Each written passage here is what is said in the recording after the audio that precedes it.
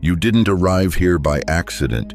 You were pulled quietly, inevitably by something that felt like coincidence but was always a signal. You can feel it, can't you? The tension between who you think you are and the deeper current trying to move through you. The clock says one thing, but your soul whispers another. This isn't time. This is remembering. For years, you've been told that age defines you, that the ticking seconds carve lines across your skin and set limits around your dreams. But what if the clock is a stage prop? What if time itself is a rehearsal space for consciousness? Learning to dance beyond rhythm, you have tried to command reality by force, to grip it tighter, to make it obey your plans. Yet every time you clench harder, life slips through your fingers like sand in a windstorm. That illusion of control, that need to hold the steering wheel, is the anchor keeping you bound to linear time, because time feeds on resistance. The harder you try to stop it, the more it accelerates. Now imagine stepping out of that loop. Imagine time not as a line, but as a shimmering field, all moments existing at once, waiting for your awareness to choose which one to inhabit. The elders of physics and the mystics of spirit quietly agree on this observation rearranges reality. When you stop trying to manage every outcome and simply observe, the river reveals its intelligence. You begin to float not as driftwood, but as light. This is the quantum shift beyond time, not escaping the years, but dissolving the illusion that they own you. Age was never your cage. It was a story told in numbers. Beneath it, you are stillness itself, ageless, radiant, immeasurable. So take a breath, feel the seconds pause in your chest. Let the past fall away, let the future blur. In this moment, you are the field itself, awake and unbound. The illusion collapses the instant you stop believing it. This is your invitation to remember who you've always been, the timeless observer, the current beneath the current. You can still feel the echo of that river, can't you? The pulse that began when you released your grip on time. Hold that sensation, because what comes next is the revelation that breaks the loop completely, the realization that effort, the very thing you were taught to worship, may be the true saboteur of flow most of your life.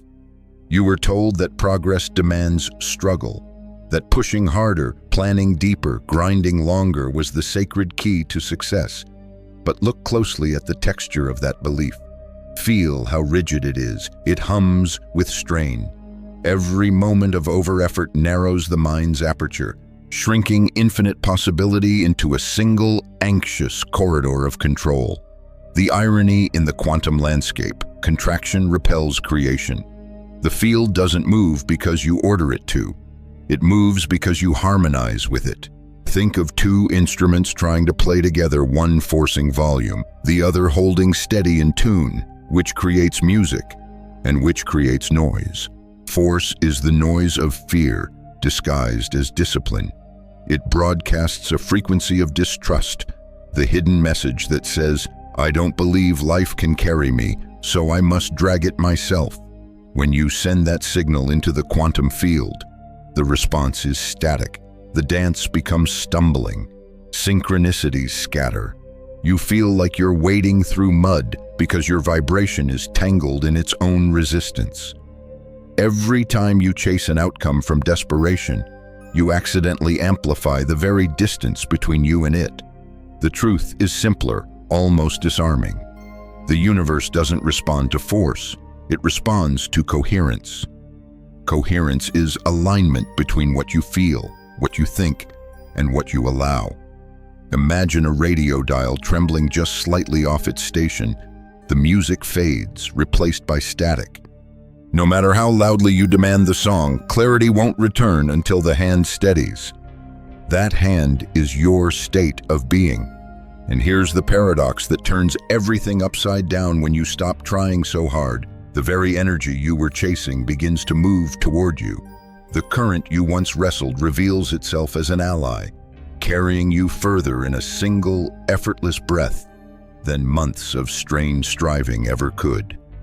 You start noticing tiny miracles timing that feels sculpted just for you, messages whispered through chance, opportunities rising not from effort, but alignment. In that stillness, you discover the fracture between doing and being. Doing is the muscle of the mind, tense, calculating, addicted to outcome. Being is the melody beneath it, fluid, spontaneous, already connected to the rhythm of the field. When the two are out of sync, energy splinters.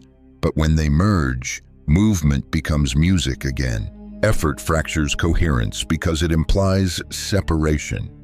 The assumption that you and reality are two different things.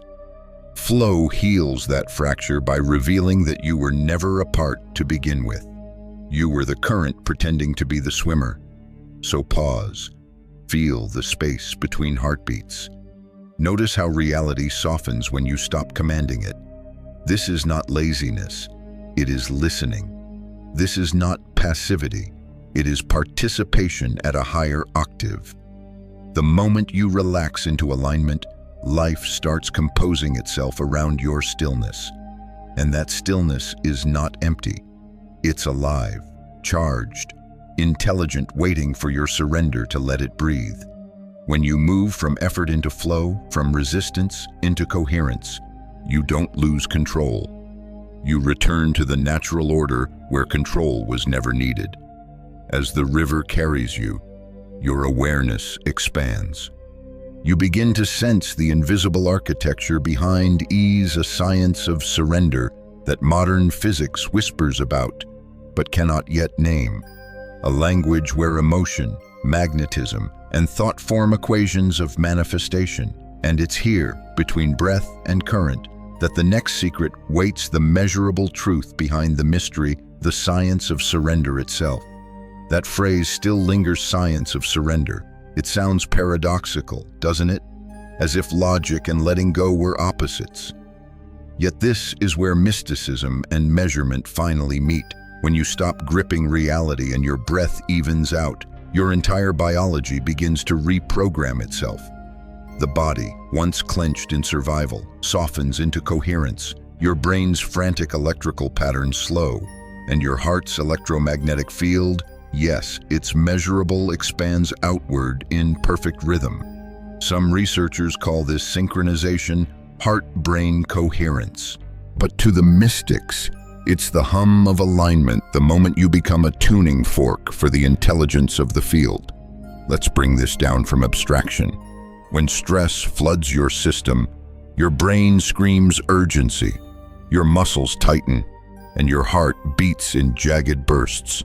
That's what incoherence feels, like a scrambled signal radiating confusion into the field.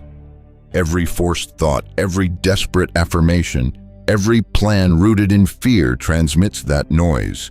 The universe, sensitive to frequency, mirrors it back as delay, chaos, or silence. But the moment you exhale, really exhale, something exquisite happens. The body switches operating systems. The sympathetic nervous system, the warrior within, hands the reins to the parasympathetic, the healer. Your chemistry shifts, cortisol levels drop. Oxytocin rises, the field within and around you clears. The signal steadies. You have not escaped the world, you've tuned it. Imagine two radios, side by side. One jittering through static, one resonating in crisp clarity. Both are receiving the same broadcast, but only one is aligned to the right frequency. Surrender is not turning the radio off. It's fine-tuning your dial until the song comes through clean. And here's the mystery that humbles even science. Coherence doesn't just make you feel good, it changes probability. Studies hint quietly, carefully, that intention paired with elevated emotion can influence outcomes at scales physics still struggles to map. Maybe consciousness doesn't just observe reality, maybe it orchestrates it. In subtle harmonics, the instruments of matter have yet to catch up to. This is why surrender is not a weakness. It's an energetic precision. Force is noise. Coherence is symphony. When your inner frequency is harmonious, you don't need to shout commands into the void. The field already recognizes your tone. It moves accordingly, rearranging matter through invisible instructions carried in waves of resonance. Notice how your body feels when you surrender. Truly surrender to this understanding. Shoulders drop. The jaw loosens. Breath flows like water rediscovering its source. You're not giving up control. You're dissolving the illusion that control was ever yours to begin with. The intelligence of life, call it God, source, field, whatever name your language gives to mystery, begins to move through you unobstructed. The ancients called it wu-wei, effortless action. Modern science might call it a reduction in neurological noise, but in experience, it feels the same ease, flow, lucidity, power without pressure. When you surrender, your signal becomes so clean that the field responds instantly, not because you commanded it, but because you matched it. So breathe again. Feel that resonance expanding outward like ripples on still water. With every exhale, you're not losing something. You're clearing space for energy to move. The field isn't distant, it's intimate. It sits at the intersection of your pulse and your perception. And as your body and awareness merge into coherence, something miraculous yet ordinary happens. Survival gives way to creation. You are no longer reacting to reality. You are sculpting it from the inside out. That shift from defense to design is where surrender evolves into mastery. And it's here, on this edge of stillness, that you begin to see the next truth rise from beneath the surface, that to create is to feel safe enough to expand. That word safety might sound small after all this talk of quantum fields and coherence, but it's the hidden hinge of everything. Without it, the door to creation never opens. You can't expand if your body thinks it's under attack. You can't manifest if your cells believe they're in danger. The universe may whisper abundance, but a frightened nervous system only hears the echo of threat. The shift from survival to creation isn't metaphorical. It's biological alchemy. When you live in fight or flight, your body floods with adrenaline and cortisol. The heart pounds, the breath shortens, the mind loops. You scan for danger, not opportunity. You're running an ancient code written for survival, not expansion. That's why, even when you try to manifest, the signal you send is scrambled by fear. But here's the wonder: safety isn't given to you by circumstance. It's generated from within coherence itself. When you breathe deeply, unclench the jaw, and relax the shoulders, you send an ancient signal to your body. We're safe now. And in that instant, the biology of fear begins to rewrite itself. Neuroscientists describe how, in this state, the brain's beta waves soften into alpha and theta frequencies associated with creativity and intuition. The heart's magnetic field stabilizes, spreading calm through every cell. The body moves from defense into design, from vigilance into vision. You stop surviving reality and start composing it. It's like turning on the lights. In a darkened room, suddenly pathways appear, not new ones, but the ones you couldn't see before. Possibilities that seemed impossible were never gone. They were simply invisible to a mind running on emergency power. When the alarm quiets, the architecture of potential becomes clear. This is why your deepest insights often arrive in stillness, in the shower, on a walk, while watching sunlight move across a wall. In those moments, your nervous system has relaxed enough for the signal to travel clean.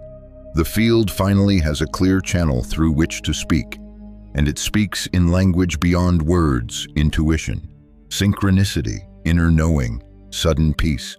You recognize the sound because it's the same tone that fills you when you surrender coherence, made audible through experience. This is the voice of creation, not survival. Think of a seed buried in the soil. If it tries to push too early, it breaks itself against the dark. But when the conditions are safe, when warmth, moisture, and time align, it unfolds effortlessly, expanding into light. Your consciousness behaves the same way.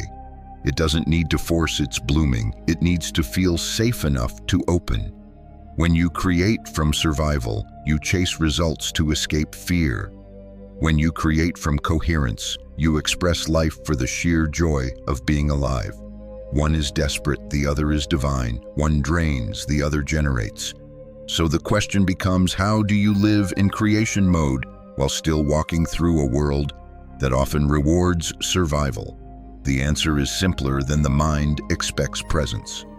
Every time you notice tension and release it, you're retraining your body toward trust. Every slow breath is a message to the field: I am safe to receive. Every moment you choose stillness over panic, you're rewriting the code that governs your destiny. Creation is not born from effort. It's born from openness. It's the natural behavior of an organism, human, cosmic, or otherwise, that feels secure enough to explore.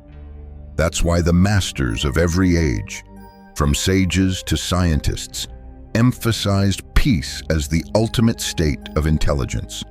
Because in peace, awareness expands, and in expansion, creation becomes inevitable.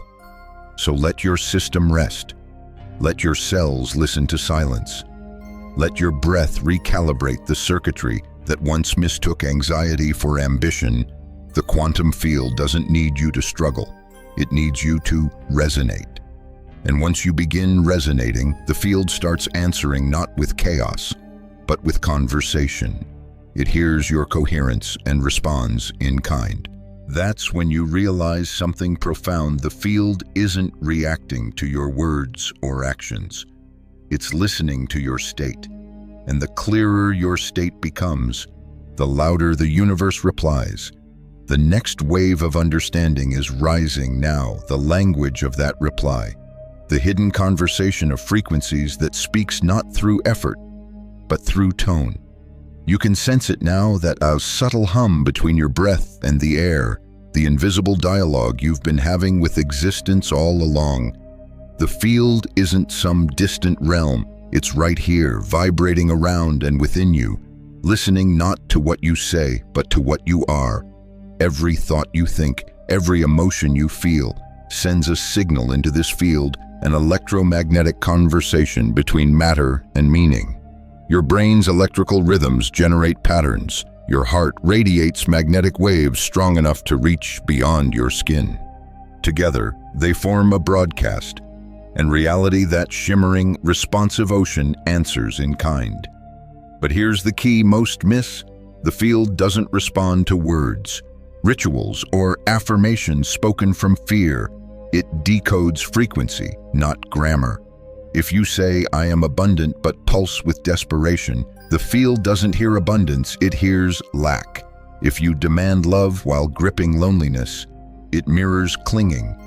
The universe, in its quantum elegance, translates energy far more fluently than intention.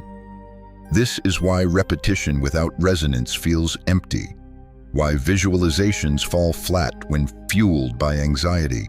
Force distorts the signal. Frequency refines it. When your energy is coherent, calm, open, trusting, the field doesn't resist you, it recognizes you. Imagine standing before a great cosmic tuning fork. Every emotion you emit strikes it, and the field reverberates back in harmony. Joy returns as opportunities, peace returns as clarity, gratitude echoes as flow. But fear, doubt, and control strike discordant tones, scattering your signal across the static of the possible. That static is not punishment, it's feedback. It's the field's way of saying, you're slightly off tune, come closer. And when you do, when you breathe, soften, and align, something extraordinary happens. The world around you reorganizes, the phone call arrives, the door opens, the delay dissolves. What once looked like coincidence reveals itself as communication. To the linear mind, this looks impossible. But even in physics, resonance is one of the most elegant principles. When two systems vibrate at the same natural frequency, energy transfers effortlessly. A whisper can move a mountain of sound when the vibration matches. This is not mysticism. It's mechanics, subtle, unseen, but very real. That's why force fails. Force is out of tune. It's the rough hand striking the string instead of letting it sing. You can't bend the universe into coherence. You can only become coherent.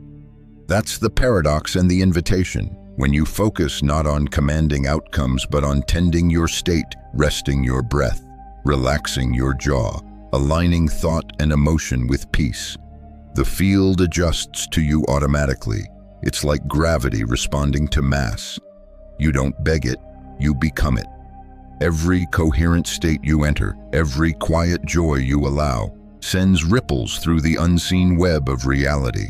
And those ripples return as circumstances shaped in your likeness.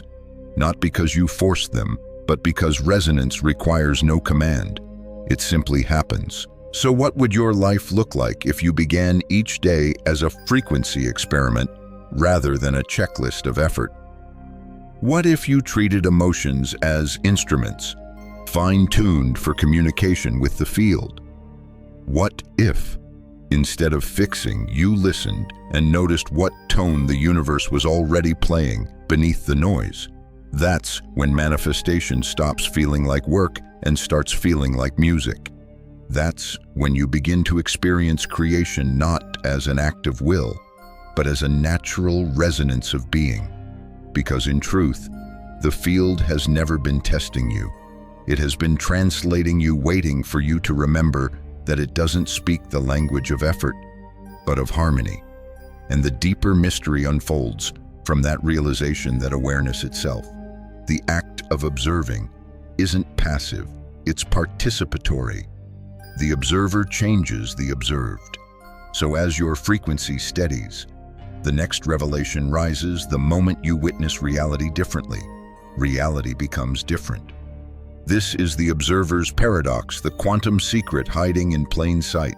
You can feel it now, that subtle click in perception, as if the air itself rearranged when you understood that observation is participation. What you witness, you influence. What you focus on, you sculpt. It's not metaphor, it's mechanics woven into consciousness itself. In quantum physics, they call it the observer effect. Particles shifting behavior depending on whether they are being watched. But what if that principle extends beyond laboratories and wave equations? What if your very awareness, your act of seeing, isn't just registering reality, but quietly composing it? Think about the last time you stared at a sunset and felt something shift inside you, that hush, where colors became symphonies, where time dissolved. In that moment, you weren't analyzing, you were attuning. Your observation didn't describe the sunset, it completed it. The experience existed because you were there to perceive it. Now imagine that same dynamic applied to every moment of your life. Every emotion you name, every thought you linger on, every image you hold in attention becomes a node of observation, and the field bends to accommodate it. Attention is creative currency. Wherever you spend it, reality invests itself. That's the paradox. You were taught to believe that watching life passively is harmless, that you're a spectator in a vast cosmic theater. But in truth, every glance is a thread of creation. Every time you rehearse fear, the pattern deepens. Every time you hold gratitude, the frequency brightens. Observation is choice disguised as awareness. This is why detachment matters, not emotional numbness, but conscious spaciousness.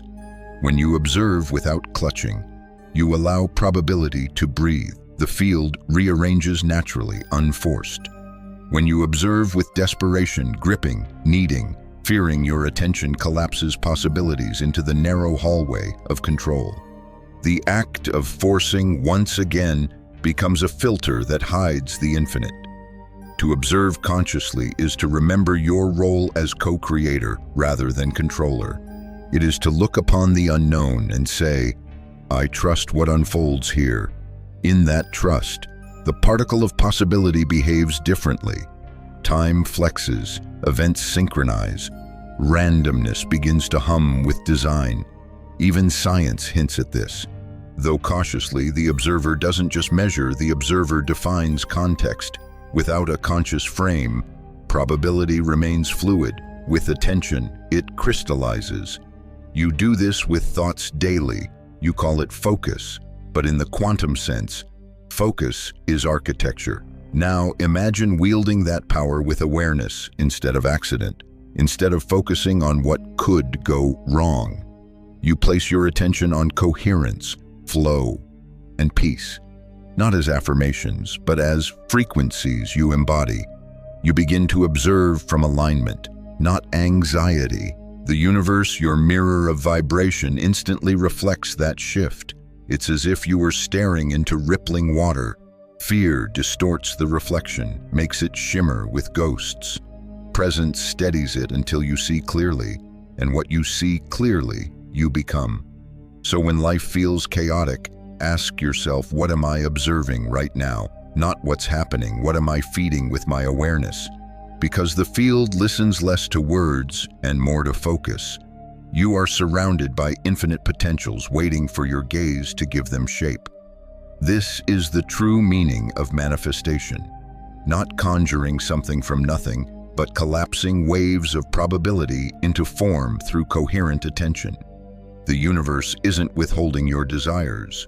It's waiting for your observation to stabilize long enough for the pattern to emerge. To see is to summon. To surrender is to refine the view. The more neutrally, lovingly, curiously you observe, the more fluid reality becomes, because freedom enters through awareness unchained by fear.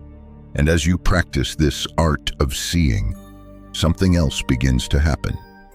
The world starts responding with signs, subtle affirmations that you are in sync with the unfolding. They appear as synchronicities, gentle alignments, ripples of ease that feel almost impossible to dismiss. Those are not coincidences. They are echoes, proof that the field has heard your focus and is echoing it back. And those signs are not the end of the story. They are the beginning of recognition, the realization that you are not waiting for alignment. You are already living inside it. You remember the last sentence, you are already living inside it.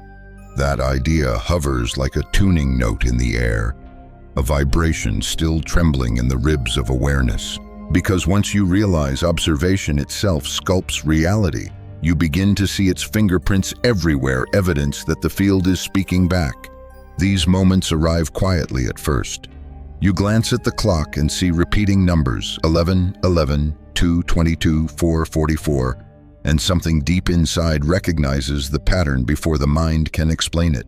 A stranger says the exact phrase you whispered to the universe the night before. A long-awaited message appears at the precise instant you surrender hope of control. It feels like chance, but your whole being knows better. These are not accidents.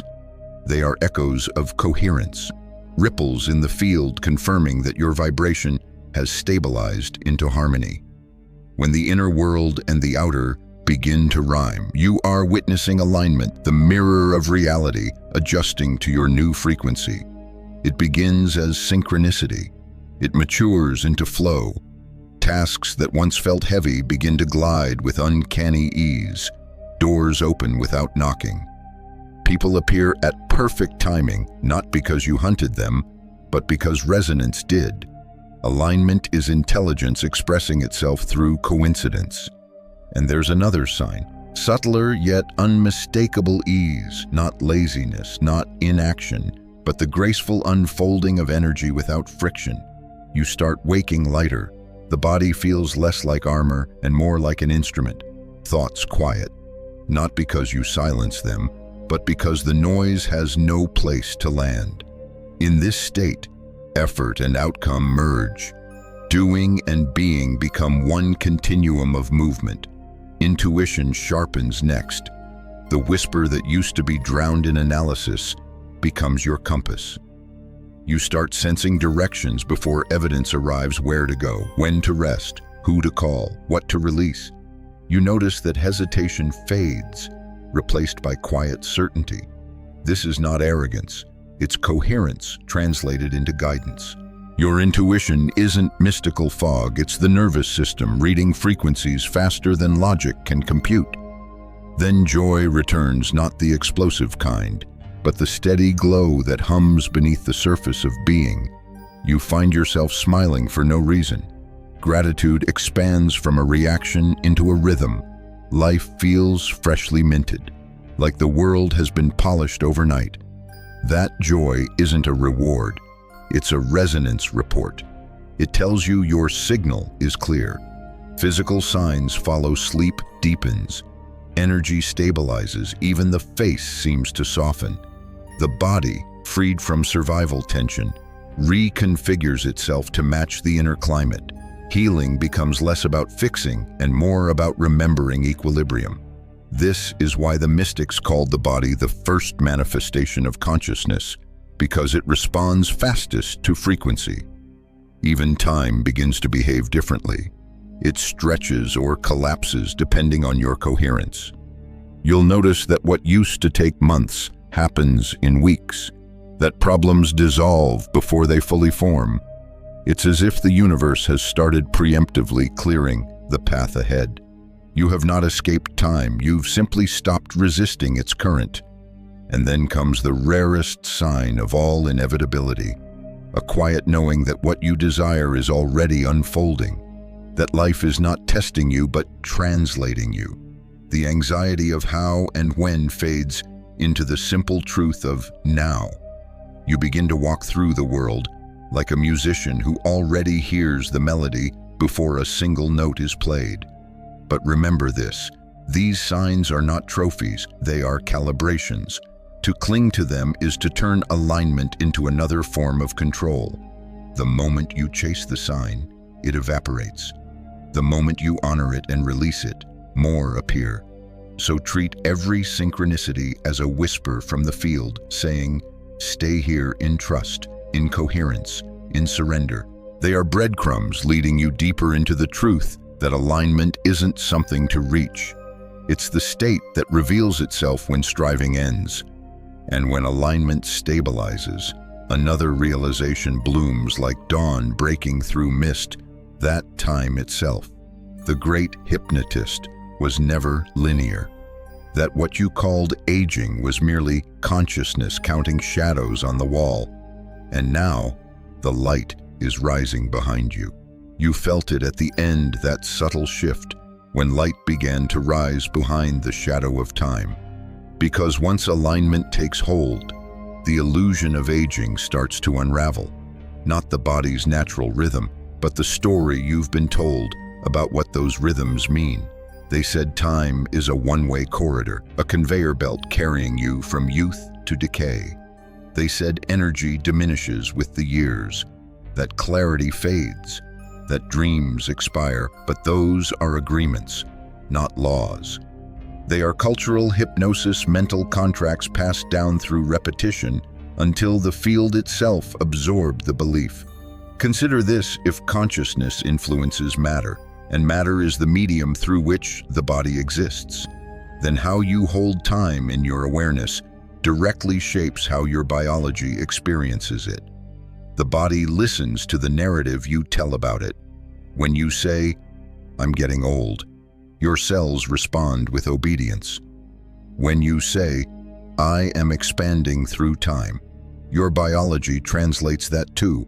Modern science quietly acknowledges what mystics have long whispered: perception alters physiology. Stress ages, coherence restores, fear compresses DNA expression, joy relaxes it. Telomeres, the tiny timekeepers at the end of your chromosomes, don't merely shorten from age. They respond to emotion, to environment, to thought. Every breath of gratitude lengthens life's measure in microscopic increments. So what if aging, as you know it, is not deterioration but translation consciousness, shifting frequency, recalibrating the instrument of the body to match evolving awareness? The old you sloughs away not because you're dying, but because your resonance no longer fits yesterday's form. Think of the moon. It waxes and wanes, not because it disappears, but because the angle of light changes. The same applies to you. You are phases of illumination, not a line of decline. When you stop identifying with the calendar and start identifying with coherence, you move outside the arithmetic of time. You begin to live in rhythm instead of countdown. In this rhythm, vitality becomes less about muscle and more about magnetism. You know those moments when you meet someone and their energy feels decades younger than their years. That's not cosmetic, it's coherence. Their cells are singing the song of alignment. Their system has remembered the truth. Energy is ageless. And when you embody that truth, your presence changes the way others experience time around you. People feel calmer, clearer, lighter in your company, as if something ancient within them is exhaling for the first time in years. Because coherence is contagious. The field loves resonance. When one frequency stabilizes, others entrain. This is why awakening often feels like a rejuvenation. It isn't fantasy, it's physiology catching up to consciousness. When you stop fighting life's current, the body stops spending energy on defense. That liberated vitality becomes illumination, the glow you can't fake, the clarity you can't purchase. So how do you rewrite the story of aging in practice? You stop counting, you start listening. You pay attention to cycles instead of calendars, seasons instead of numbers. You learn to measure growth not by years passed, but by depth gained. Every insight, every surrender, every act of love expands your frequency bandwidth, and the broader that bandwidth, the slower the world seems to move around you. Time distortion isn't science fiction. It's what happens when coherence accelerates awareness. Moments stretch, experience deepens, youth becomes a quality of presence, not a date of birth. The truest agelessness is spaciousness, the absence of contraction around identity. So breathe, feel that openness inside your chest, the one that doesn't belong to any age. It has always been there, the eternal observer peering through changing faces, changing names, changing stories. You have worn countless masks of time, but the one who looks through the eyes has never aged a day. That is the essence of the quantum shift beyond time, realizing that aging is a costume consciousness can remove at will. When you live from coherence, you stop chasing immortality because you discover it was never lost. And from that discovery emerges a new invitation to live the quantum truth, not just know it, to embody this timeless state in every breath, every act, every moment of human life. That realization that agelessness is awareness, not arithmetic, changes everything.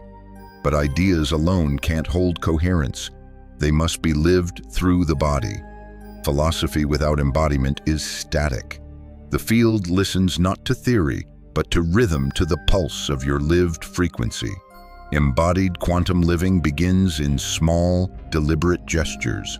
The way you breathe, the way you notice tension and decide not to fight it, the way you speak, not from rush, but from resonance. You might think these moments are minor, but in truth, they are calibration points, signals sent from your nervous system to the field, saying, I am available for alignment. Every pause becomes an act of creation. Each time you resist the reflex to push, you rewire ancient circuitry that equates control with safety. You teach your body a new code. Ease is strength. Stillness is intelligence. Trust is strategy. These micro-surrenders accumulate until your entire physiology hums in coherence. Think of it like tuning an instrument gentle, incremental adjustments until every string vibrates in harmony. That's what your daily choices are doing, adjusting your resonance. Meditation, conscious breathing, mindful movement, gratitude before sleep. None of these are rituals of escape. They're acts of energetic engineering. You're not trying to leave the human experience, you're refining it. You may notice as this embodiment deepens, the boundaries between inner and outer reality begin to blur. You think of someone, and they call. You need something, and it appears. But more importantly, your reaction to these events changes. You stop calling them miracles because you realize they're the natural language of coherence. Even ordinary acts transform. Drinking water becomes communion with flow. Walking becomes a dance of gravity and breath. Conversations turn into exchanges of frequency rather than words. You start feeling life instead of thinking it. This is not detachment, it's deeper participation. You've moved from managing reality to collaborating with it. And embodiment doesn't require perfection, it thrives on awareness. There will be moments you slip back into effort, anxiety, or control. But now, you'll notice faster. You'll feel the static as your frequency tightens. That awareness is victory. It means you're awake within the field. Each recognition is a return to coherence, a conscious choice to rejoin the flow. Over time, this way of living becomes effortless. You no longer practice surrender, you embody it. The breath becomes your metronome, syncing your inner rhythm with the universe's silent tempo. Your presence becomes magnetic not because you try to influence, but because you radiate stability in a world addicted to chaos. Embodied quantum living also reshapes relationships. When you meet others from coherence, you no longer pull or push, you resonate. The energy of exchange becomes circular, giving and receiving blur into one movement. You stop seeking validation because alignment itself is the only approval you need. Notice what this does to your perception of work. Love, purpose, goals remain, but their energy changes. They no longer carry the weight of "I must." They become invitations. What wants to move through me today? What is the field whispering? This shift from forcing to following does not make you passive. It makes you precise, like a surfer reading the ocean. You act when the wave rises, rest when it calms, and trust the rhythm that carries you. Embodied living also means honoring the body as an instrument of light, not a burden of flesh. You feed it from awareness, move it with gratitude, rest it without guilt. You realize that health isn't the absence of illness, but the presence of flow energy circulating freely through the organism of consciousness. And perhaps most powerfully, you stop seeking escape from the physical world. You recognize that matter itself is sacred frequency, slowed enough to touch. To live in coherence is not to transcend the body, but to inhabit it fully as the meeting point between infinity and form. This is the essence of embodied quantum life, to become the still point through which reality composes itself anew each moment. To move through the world as evidence that surrender and strength are one. And as this embodiment stabilizes, you begin to sense what the sages meant when they spoke of unity, the point where river and ocean become indistinguishable. Because the next step is precisely that, dissolving even the boundary between you and the field itself. Becoming the river. The moment you stop standing on the shore of your own life, something ancient remembers. The river that once seemed separate reveals it was always your reflection, moving, shimmering, waiting for your permission to merge. To become the river is to dissolve the last illusion, the boundary between the doer and the flow. You can feel the difference immediately. Before, every action carried weight, each decision a question mark. But now, the current moves through you with quiet authority. You're no longer calculating, you're listening. The river knows its course, it's only the stone that doubts. Integration begins here in radical allowance. The mind loosens its grip, the heart widens its field, and you realize the current was never outside you. Every step, every word, every breath becomes choreography in motion with the intelligence of the field. You walk not toward alignment, but as alignment. And yet there is still a human rhythm to honor. The practice isn't to dissolve into abstraction, but to live the divine through the mundane. The dishes, the deadlines, the conversations, all of it becomes sacred terrain for flow to express itself. You bring coherence into traffic, patience into waiting, grace into imperfection. The field doesn't need your escape, it needs your embodiment. When you become the river, resistance no longer feels like failure. It feels like information. You learn from its turbulence. You feel where your edges still cling to the shore, and you breathe until they soften. Because even rivers meet rocks, and yet they never forget their direction. They carve, they curve, they adapt, but they keep moving. That's what surrender looks like in motion persistence without force. In this state, life begins to respond with a new kind of rhythm, what some might call divine timing. Opportunities appear not because you chase them, but because your frequency invites them. Relationships evolve naturally, without manipulation or agenda. The field mirrors your coherence back as circumstance, conversation, coincidence. You realize manifestation was never about summoning, it was about remembering that reality and resonance are synonyms.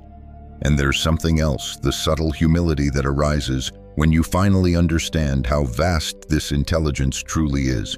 You no longer need to know how things will unfold. You simply trust that the unfolding is intelligence. This is the true mastery of integration, replacing the question, what should I do, with the awareness I am already being done. The body, mind, and field become one motion. The pulse in your chest matches the pulse of the cosmos. Breath becomes tide, thought becomes current, desire becomes direction. You are not floating aimlessly, you are participating in choreography older than stars. And when people look at you now, they may say you seem calmer, younger, clearer. But what they're really noticing is transparency, the way light passes through you without distortion. The ego's density dissolves, leaving only the clarity of consciousness moving as itself. Integration doesn't end with enlightenment. It continues every moment you choose to flow instead of force, to observe instead of control, to surrender instead of strategize. The river doesn't retire, it renews itself endlessly. Each breath is another beginning, so let this be your closing initiation. Breathe, soften, and feel the current of your own existence carrying you. Let the edges blur, let the mind rest. There is no destination to reach, only the eternal motion of remembering. You are the river, you are the flow, you are the field observing itself through form. And as this truth settles in your bones, the story of separation ends quietly, naturally replaced by the music of coherence, the hum of timeless being. The universe exhales through you, and everything that was once effort becomes rhythm again. You have not escaped life, you have become it. The current slows now, not because it ends, but because it expands. The river you became opens into a wider stillness, the ocean of presence that has no edges, no clock, no need. The journey you've taken through surrender, coherence, and flow was never about reaching this place. It was about remembering you were already here. Close your eyes for a moment. Feel how the body breathes itself without instruction, how the pulse moves through you like an ancient rhythm too deep to name. That is life conducting itself, the field alive within your cells. You were never the conductor, only the song. Notice how light the air feels when you no longer chase meaning, but allow it to emerge. The pressure to become dissolves into the permission to be. Age loses its definition, replaced by presence. Time softens around you, like water accommodating shape without effort. Every inhale becomes a doorway to the infinite. Every exhale a surrender into trust. You may find that silence speaks differently now. It isn't emptiness, it's density, made of awareness. It hums with the same intelligence that moves galaxies and breathes through your chest. You realize there was never a hierarchy between cosmic and personal. They are reflections of the same pulse at different scales. So let this awareness ground you back into the world, not as a return to noise, but as an offering. When you walk, let coherence ripple through each step. When you speak, let your tone carry the calm of knowing you are the river, not the storm. When you rest, let the body trust that it's safe within the arms of the field it once feared. You do not have to hold anything anymore. The field is holding you. The same intelligence that guides stars through the dark is guiding your path not as destiny imposed from above, but as resonance unfolding from within. Breathe, feel the simplicity of that truth. You are not late, you are not behind, you are not aging, you are expanding every moment, a renewal of light through form. The clock may measure change, but it can't touch essence. You have stepped beyond its arithmetic, into the rhythm of coherence. Carry that rhythm quietly. Let it infuse the ordinary until even silence feels sacred. Let it remind you that surrender is not the end of effort. It's the beginning of effortless. Now, open your eyes. The river moves, the world waits, and the field listens. Walk gently, speak softly, trust completely. You are home and the current is still singing through you.